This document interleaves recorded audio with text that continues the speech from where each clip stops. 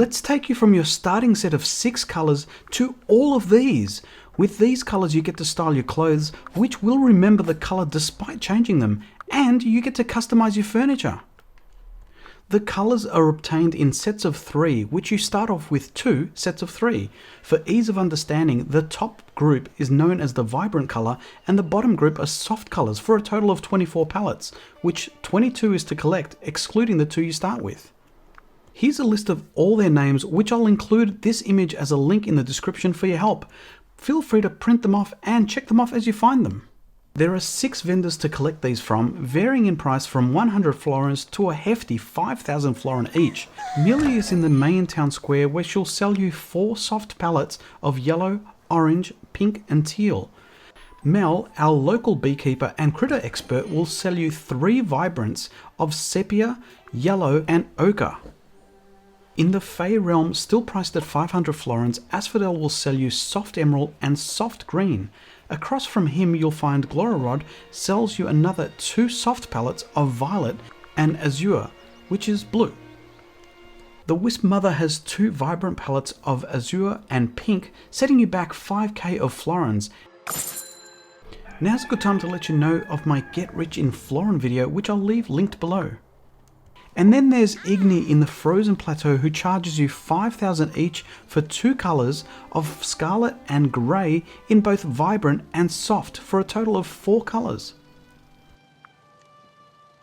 All of these palettes are heavily reliant on flower breeding, so if you haven't already established a good collection of flowers, I'd recommend checking out my linked video to help you out, which includes a walkthrough for all 6 of the flowers and all 12 variants. Back to the pallets. If you've done the math, that's only 17 sets, so where do you get the last 5 from? They come from seasonal festivals which are held on the last day of each season on the 28th, plus the Fae festival which is held for the Fae realm on the 14th day of winter. I'll have a full guide with what you need for each season and each colour palette later in the video, so let's cover off some of the gotchas for the seasons.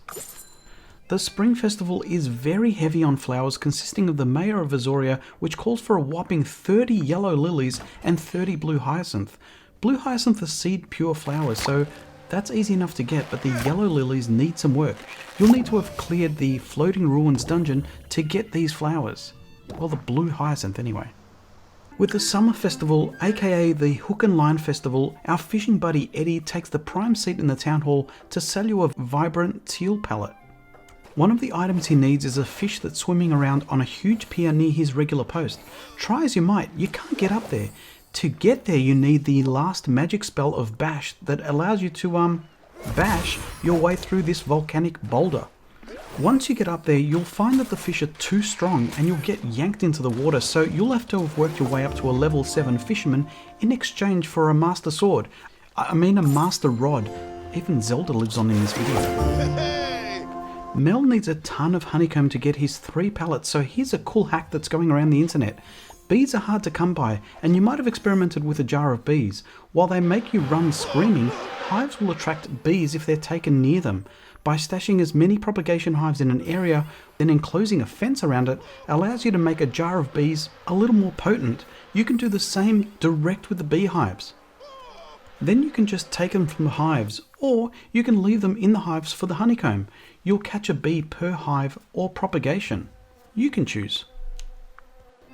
The Autumn Festival is on day 28 of autumn, where Holly is not in her usual spot and takes pole position in the hall for the Seed and Soil Festival.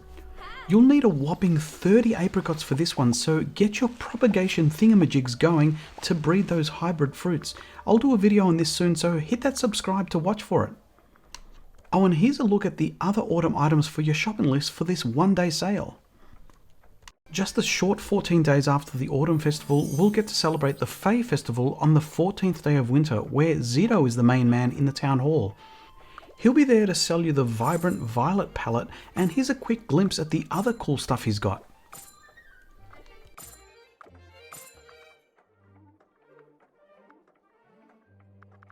Come the 28th day of winter, we'll be greeted with the Warm Hearth Festival, where Frida will be on hand to offload the vibrant emerald palette, along with some other goodies.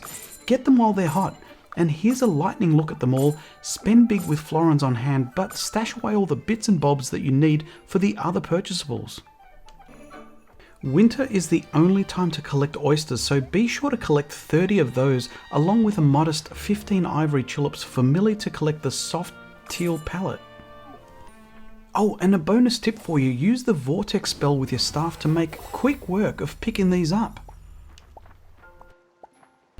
In addition to flowers, you'll need a bunch of gems to craft into polished gems. Here's a repurposed chart from another video of mine getting you your wings. It's useful for the gems you'll need. Speaking of charts, here they are for the cost of each of the palettes and the items you'll need for them. They'll be linked in the Google Doc drive, and let me know if I forgot. What do you need more, flowers or florins? Watch both of these videos to make the most of your days breeding flowers and then making florins. And shout out to my channel members who make up AG Nation.